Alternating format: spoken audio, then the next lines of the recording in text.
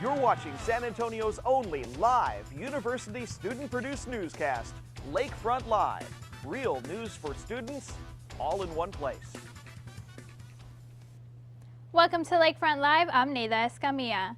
Cap and gowns are set to arrive for graduating seniors next month, but while others are celebrating, some are anxious about the next step into the job world. Shannon Marie explains. Graduation is a memorable time for college students, but many are facing the pressure of finding jobs after walking the stage. I'm really anxious and scared that I probably won't find a job. According to the Associated Press, about 1.5 million of those holding bachelor's degrees under the age of 25 last year were jobless or underemployed. Since 1980, the numbers have fluctuated with a significant increase in 2008. But here we are in 2014, still looking at some of the highest numbers of the decade. Andres Jaime, Director of Career Services, gives some advice on what graduating seniors need to do to prepare for a career. You're kind of thinking ahead, what's going to happen after graduation, right? What if I can find a job? What would I do?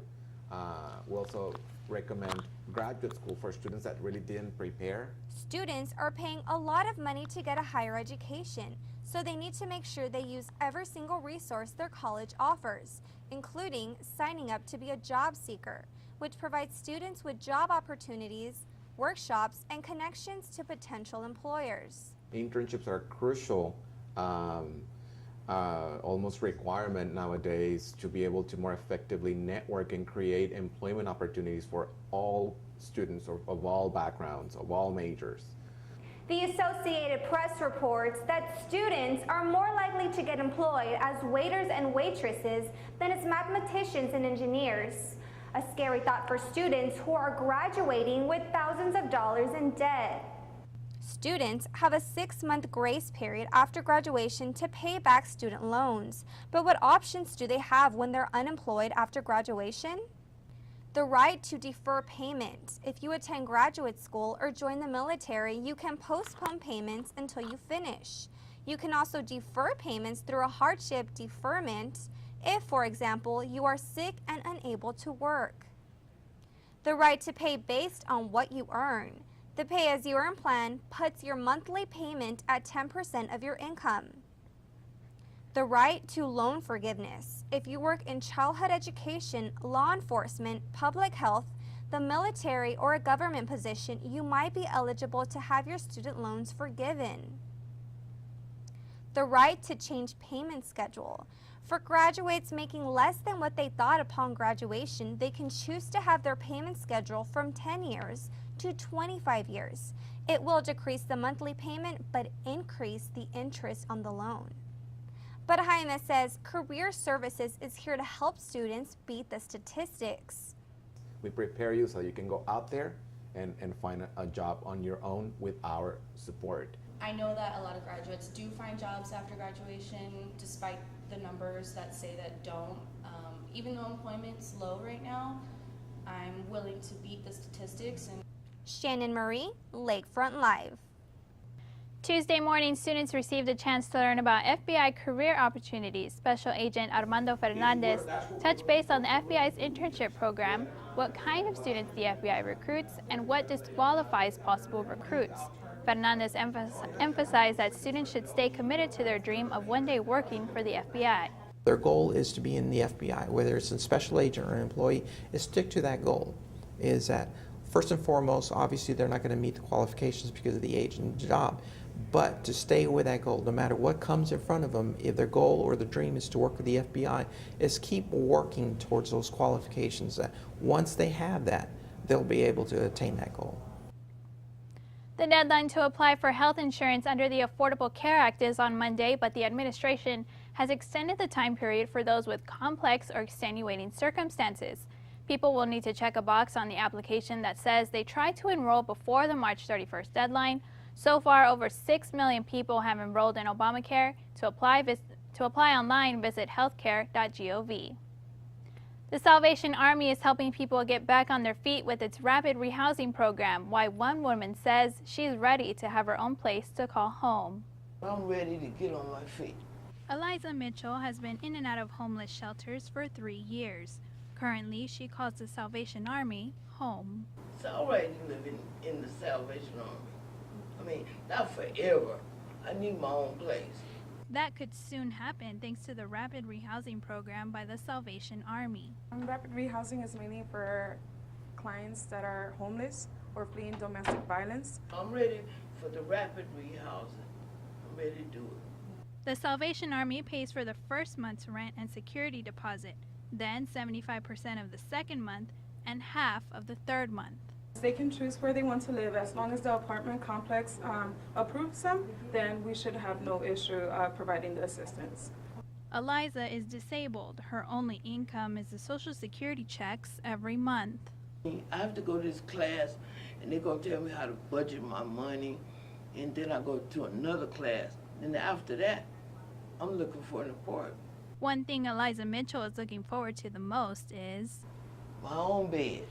Mitchell says she is blessed to be a part of rapid rehousing and is ready to have a place to call home. You have to crawl before you can walk. After the break, new satellite images of what could be Malaysia Airlines Flight 370 and the rising death toll in the Washington mudslide. We'll be right back. The United States, along with European allies, have decided to kick Russia out of the G8. This comes as a result of Russia's annexation of Crimea. President Obama and other world leaders came together in the Netherlands to discuss further actions that include more sanctions on officials close to Russian President Vladimir Putin. Also, U.S. companies such as Visa and MasterCard have ceased processing charges in Russia, meaning those cards can't be used in the Russian Federation. Hope may still be alive in finding the wreckage of Malaysia Airlines Flight 370. New satellite images have spotted 122 objects floating in the southern Indian Ocean. On Monday, a text message was sent out by Malaysia Airlines to families of people aboard saying, "We deeply regret that we have to assume beyond any reasonable doubt that MH370 has been lost and that none of those on board have survived. Analysts are optimistic about the latest findings since the objects found range from about 3 to 75 feet. The plane vanished back on March 8th. Now more than 20 nations are involved in the search." The death toll is still rising in the aftermath of a massive mudslide that struck near the towns of Oso and Darrington in Washington early Saturday morning. Today, officials say the death toll is likely to rise above 25. Authorities believe the mudslide destroyed about 35 homes. Also, it covered part of State Highway 530, and officials say people traveling on the highway could be trapped under all the debris and rubble. Responders from all over the area are now involved in searching for survivors. The only concern is more land movement. Devastating news coming out of Austin. 18-year-old DeAndre Tatum was pronounced dead yesterday. Tatum is the fourth victim who has died in the South by Southwest tragedy. The Fort Worth teen was placed in a medically induced coma due to his extensive injuries from the March 13th incident. The suspect, Rashad Owens, remains in jail on a capital murder charge.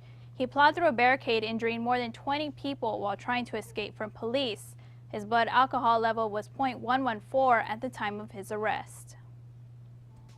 Coming up on entertainment, we tell you what Grammy-winning artist has been lying about his age. And what Sports Illustrated supermodel lost the cover of Vogue to Kim and Kanye? All that and more coming up next. Now you can make Starbucks your morning drink stop for coffee, then meet up later for happy hour after work.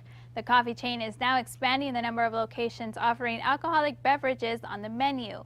A spokeswoman for the company says coffee will remain the focus and alcoholic drinks will not go beyond beer and wine. This all started back in 2010 with the Starbucks in Seattle and has slowly increased to about 26 locations in the U.S. The popular app Candy Crush made its debut for open trading in the stock market on Wednesday. Unfortunately, it was a bit of a disappointment because the stock price dropped 15.6%. On Tuesday, King's stock price started at $22.50 and ended at $19 per share Wednesday evening. It was the worst first-day performance for an IPO so far this year, according to data from Standard & Poor's IQ. On average, 93 million people play over 1 billion Candy Crush games every day. A Vogue cover controversy and baby news for two celebs brought together on That 70s Show. Here's Shannon with entertainment. We've loved them since the early days of Jackie and Kelso, and now Ashton Kutcher and Mila Kunis are expecting their first baby. It's not clear about how far along Kunis is in the pregnancy, but it will be the first child for both her and Kutcher. No, you're not being punked. Ashton and Mila are for real having a kid.